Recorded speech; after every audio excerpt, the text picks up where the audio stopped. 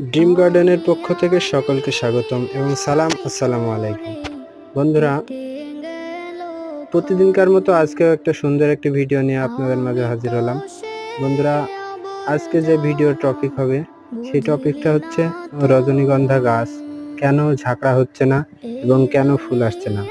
বন্ধুরা, এই রজনীগন্ধা গাছটি অনেক দিন ধরে ঝাঁকড়া হচ্ছে না, প্লাস এভাবেই আছে। বন্ধুরা, এই রজনীগন্ধা গাছটা যদি অবশ্যই টবে থাকতো কিংবা গ্রো ব্যাগে থাকতো, অবশ্যই ঝাঁকড়া হতো এবং ফুলের দেখা মিলত। বন্ধুরা, এই রজনীগন্ধা গাছ মাটিতে না লাগিয়ে অবশ্যই টবে বা গ্রো ব্যাগে লাগাবেন।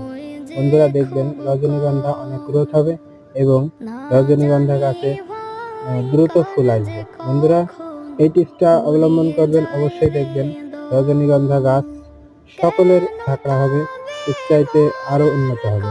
আসসালামু আলাইকুম।